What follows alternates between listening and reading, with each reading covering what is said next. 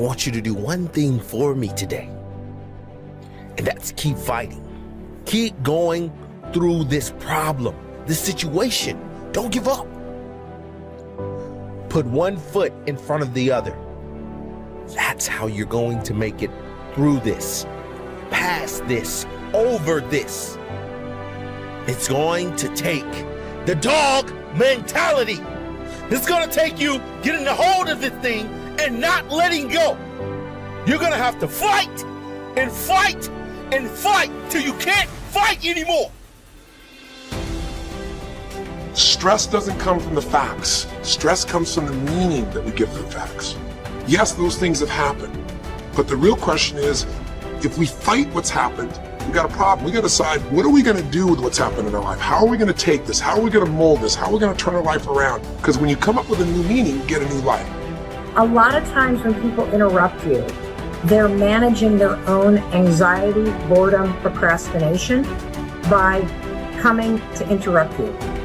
They're creating reasons to interrupt their own work or their own emotional state by coming and interrupting you. That's what I realized was happening. What is the single force that controls the quality of your life? You got to start with what it is you really, truly want now. You got to start with that end in mind. And then once you understand there is a gap between where you are and where you want to be, here's all we do. We believe that the most powerful way to change anything is total immersion. I want you to ask yourself, do you give as good as you get? Add up what you're getting and weigh it against what you're giving, and then you will know whether you're really joined to anything. Life is hard. For every time you have a plan, a dream, an aspiration, or a goal, do you know what happens every time you have one of those? This thing comes along called life. So you've got to ask yourself, what's your why? What motivates you? What pushes you? What drives you? And if that thing is internal, if nobody has to call you, if nobody has to prize you, if nobody has to reward you, if you are self-motivated and self-regulated, you can have it, you can be it, you can do it. Other than death, all failure is psychological. It does not mean that you won't lose some battles, because you will. We all will. But it does mean that as long as you don't surrender, as long as you don't quit, then you haven't failed.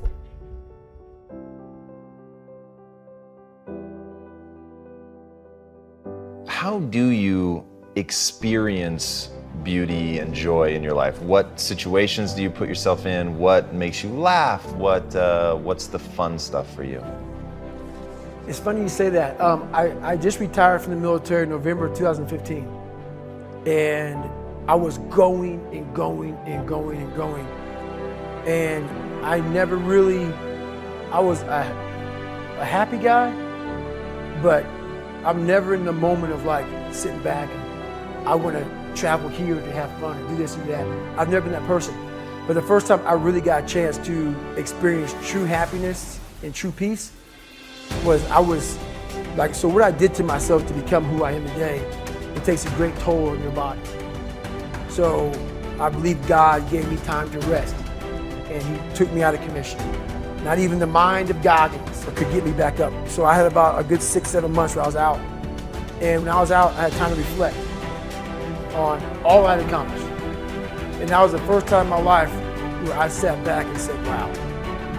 Because only I may be telling you some of the story, I know the exact truth of how brutal my life was and how I shouldn't be on this show today.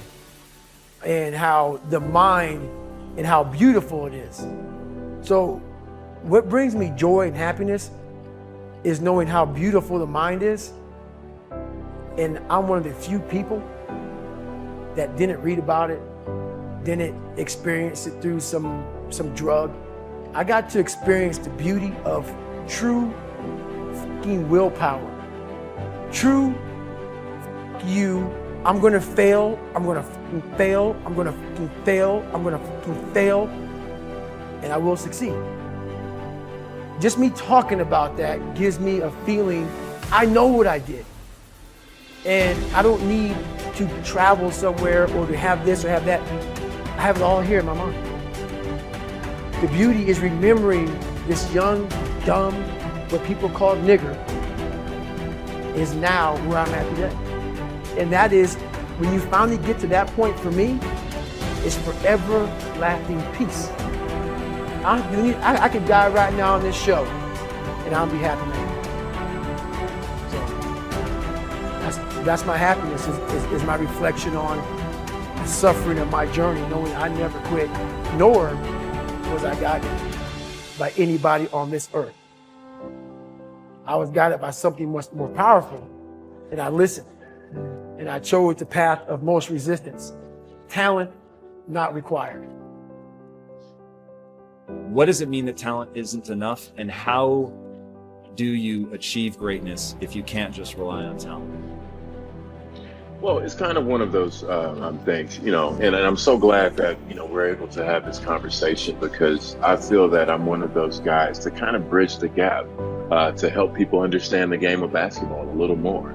And not to say that somebody's going to be a diehard right away, but there are simple kind of connections in there that I think were really, I've talked to people and seen the light come on and say, oh, okay, that's how it is.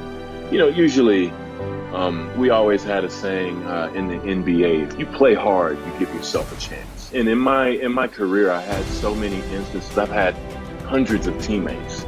And in that, you always have an interesting scenario where you see the difference between talent and hard work. Of course, if you're a talented hard worker, then if you put the talent with the hard work, then now we're talking.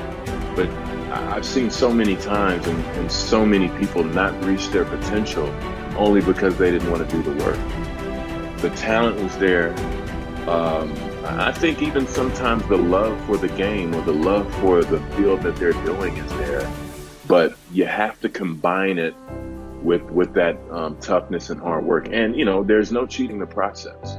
I think sometimes... What is the process? Yes.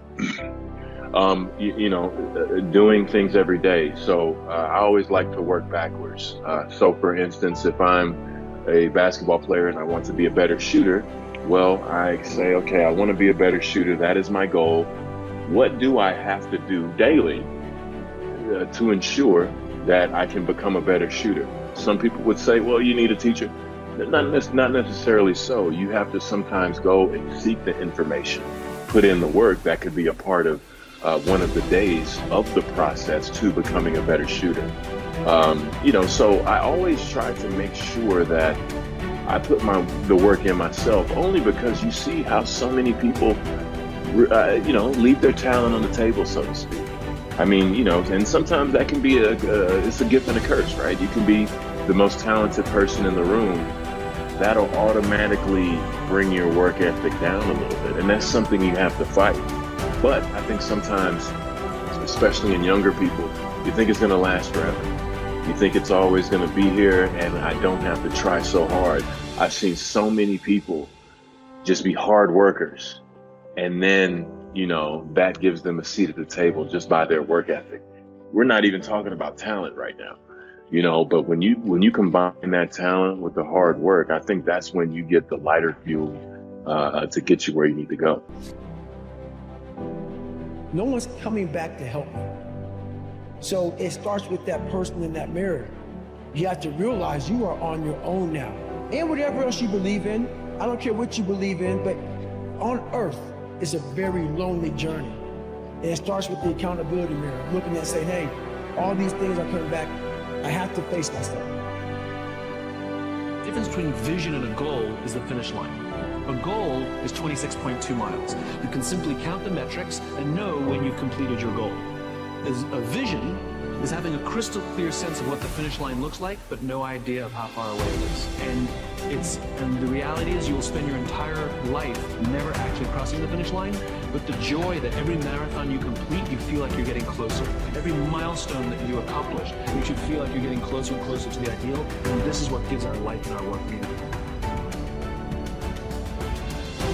I think in the end, persistence is more important than anything else. And having a desire to do something, you want to prove something. So you have a vision of where you want to go, you're willing to persist and overcome. That's probably the key thing have to have a vision where you want to go. You have to be persistent and you have to really overcome failure and not be afraid of making a mistake. You don't become what you want. You become where your habits take you. There's no ending. And that's the person I listen to. That's the person who's gained knowledge. You gain knowledge through suffering. And on the other end of suffering is a world that very few have ever seen. It's a beautiful world, because that's where you find yourself.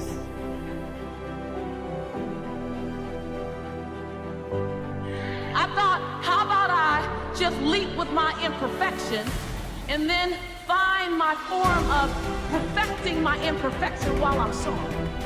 How about I do that? How about you not wait to get it right? You figure out, how does it look doing it wrong? How does that look? Because your 80% of right is somebody else's 159% of what you need. And when you want to do it right, and you want to wait till you're not afraid, and you want to wait till you have it all together, oh, you made it about you again.